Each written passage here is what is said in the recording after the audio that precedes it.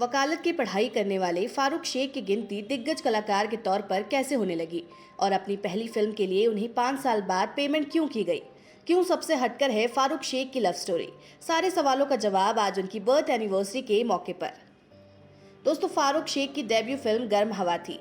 Fees के तौर पर सबसे पहले उन्हें 750 रुपए मिले थे, लेकिन कहा जाता है कि ये पेमेंट उन्हें फिल्म रिलीज होने के 5 साल बाद दी गई थी। जी हाँ, दरअसल फिल्म में उन्हें शर्त पर लिया गया था कि उन्हें मेहनतनामा नहीं दिया जाएगा, लेकिन फिल्म अच्छी खासी चली और 5 साल के बाद उन्हें इसका पैसा दिया गया। फारूक शेख हालांकि कॉलेज के दिनों से ही नाटकों में काम किया करते थे, लेकिन पढ़ते वो वकालत थे। उन्होंने सिद्धार्थ कॉलेज ऑफ लॉ से कानून की पढ़ाई भी की।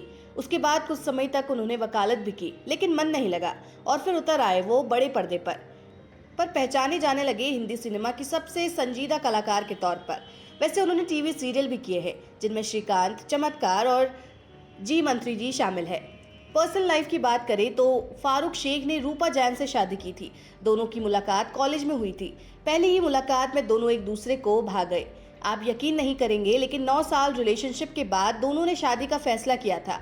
दोनों की 2 बेटियां हुई। सबसे खास बात यह है कि फारूक का नाम उनके पूरे करियर में कभी विवादों में नहीं पड़ा और ना ही किसी हीरोइन के साथ जुड़ा।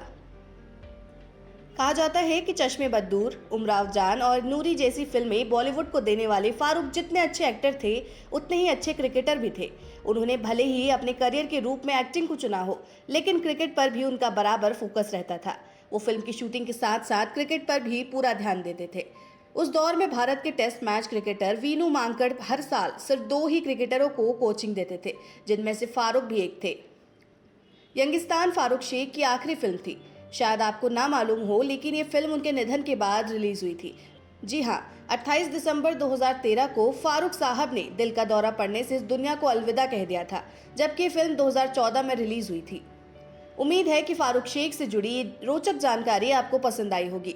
भारत की ऐसी ही हस्तियों के बारे में ऐसी ही जानकारी पाने के लिए बने रहे देवभूमि इनसाइडर के साथ। आज ही डाउनलोड करें देवभूमि इनसाइडर ऐप।